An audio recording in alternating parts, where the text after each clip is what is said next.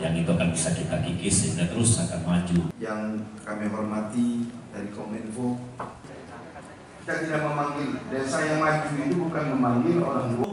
Warahmatullahi wabarakatuh.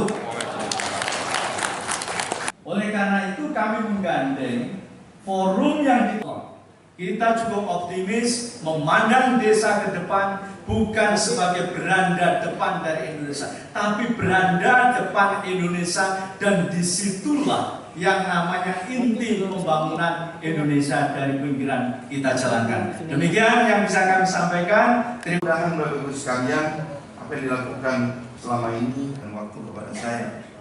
Bapak Ibu sekalian. Oleh karena itu Bapak Presiden mengatakan SDM pedesaan.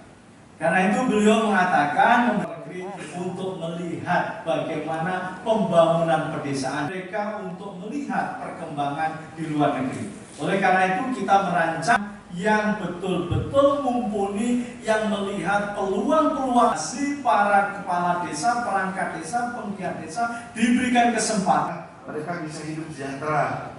Dengan apa? Dengan membuka akses, memberdayakan masyarakat sekitar, kemudian mereka membangun sendiri.